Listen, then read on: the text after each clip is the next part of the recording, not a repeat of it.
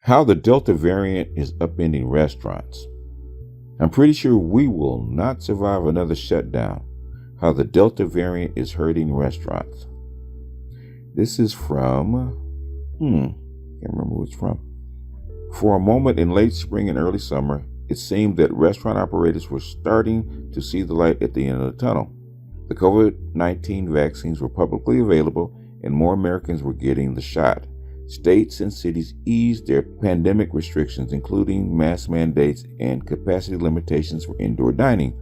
People started making more reservations and sales spiked. But that moment has passed. Now, with COVID-19 cases surging once again as the Delta variant of the coronavirus rampages largely through the unvaccinated, restaurants are wondering what's ahead.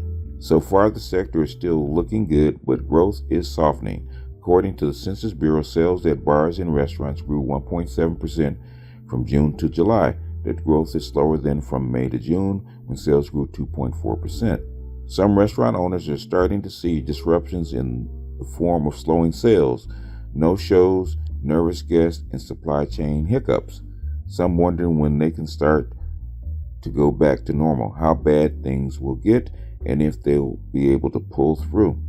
Nia Marshall's Detroit restaurant, Ivy Kitchen, had been open about 6 months when COVID-19 hit. After a rough year, she finally felt like the situation was starting to look up in the spring. Things were improving, she said. People were coming back out. Marshall was finally able to start seeing momentum around the restaurant. The local community was really embracing who we are, she said. But about 6 weeks ago, things took a turn, she said. Ivy Kitchen sales were down about 24% since that time, she said. The Delta variant is unnerving to people, she said.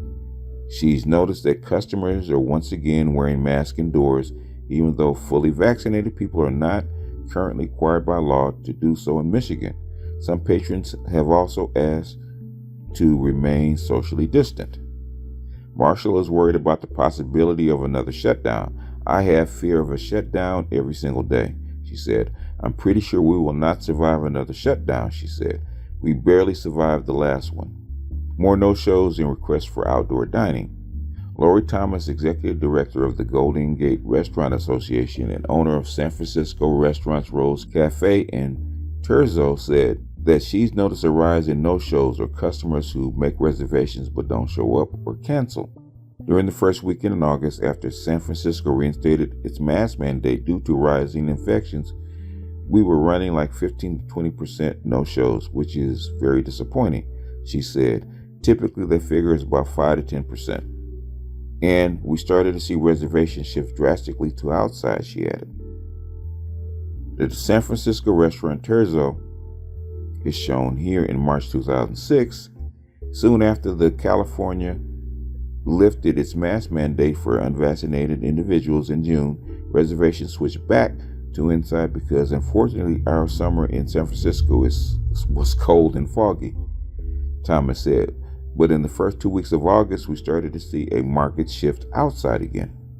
Ideally, we want people to sit everywhere, she said, because in order for a restaurant to survive, we need to be fully booked. New requirements started in the city on Friday. Now, people who want to eat indoors must show proof they are fully vaccinated. Thomas is supportive of the vaccine mandate. If customers are not vaccinated, it's not as safe for our employees. But she added, I'm very worried that we're going to have customers that are going to be surprised by that rule, and that's not what we want. Steve Sarver owns a small chain of soup and salad spots called Ladle and Leaf. Going into the pandemic, he had 8 locations open in downtown San Francisco, which primarily catered to the office crowd. But now, with a growing number of companies putting off return to work plans, only 2 of those locations are open for business, and 1 is permanently closed. A month ago, Sarver had hoped to open the 5 remaining in September. Now he's not sure.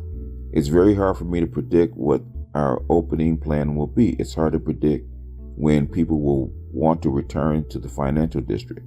Dick's Drive-In, a small Seattle chain of quick service restaurants, is in a different situation. Dick's mostly serves customers who take their orders to go. But the surge in COVID-19 infections is still having an impact on Dick's because it's disrupting the company's supply chain. This week is straws. Last week it was salt. A couple of weeks ago it was mustard, President Jasmine Donovan said in a recent interview. Each disruption poses a unique challenge. On one occasion, Donovan said a major distributor shut down while quarantining employees after someone tested positive. Donovan's team had to send a van to pick up the products. Sometimes items are slow to come because of labor shortages along the supply chain. Remember what I was saying about the supply chain? It's just a mad scramble every day to make sure that we have what we need to serve our customers, she said. Our people are under a lot of stress, and we just really appreciate everyone's patience and understanding.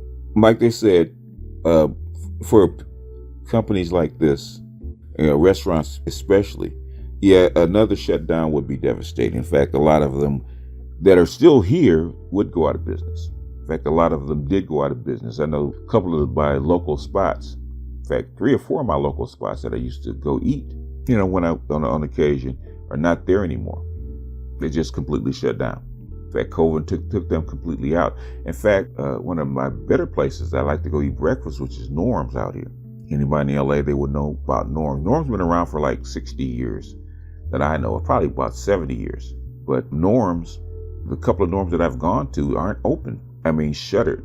I mean, they look like the dinosaurs. So that's just one shutdown. That was one shutdown for a year. What happens if it has to shut down again? Even though I don't believe it will, Biden is completely adamant that there won't be another shutdown. And most of your governors that I've heard, including ours in California, said that he can't see another shutdown. I don't believe that there will be. But just like anything else, man, we think that the world is predictable. We think that this environment that we live in is predictable. We think that things like viruses and diseases are predictable, but they're not. Just because over the last couple 100 years we've been able to flatten the disease process and control most diseases that we've seen doesn't mean that one can't spark up, because it's only been like 100 years or so that we've had control of this. And that doesn't mean that we're going to have control of this in the future. Because for most of the parts of human history, diseases have been devastating to human history, to people. And this could be just a blip, an anomaly in that path. And it could easily go back to the way it was. So people take diseases and the disease process for granted, like it's always been this way, and it hasn't. So you hear all these naturopaths saying that people have this natural immunity to disease and just get back to nature and eat good food and whatever, right? And you'll be fine. That's not necessarily the case, because there have been whole towns. I was actually reading the history of Prussia, where soldiers come in with diseases and whole towns have been wiped out. Whole regions have been wiped out by disease, devastated by it. That's the history of the human race. So COVID-19 is more common in human history than it is an anomaly. COVID-19, what it's doing is way more common. In fact, this is very mild compared to what has happened in the past. But economically speaking, restaurants are going to have to adapt. In fact, I think it was the World Economic Forum was talking about ghost kitchens, where kitchens or restaurants don't have any place for people to sit, and it's completely delivery only, where they cook the order and then they have a delivery service delivered to your house. And I think all COVID-19 did was actually accelerate this kind of economy, this kind of gig economy, as the World Economic Forum actually talks about. I don't know whether that's good or bad. I don't know how people feel about this, but this is probably going to be more and more common going forward. Now, what percentage would mix, nobody can tell, because people are unpredictable, just like anything else. But anyway, as always, this is just a heads up, folks.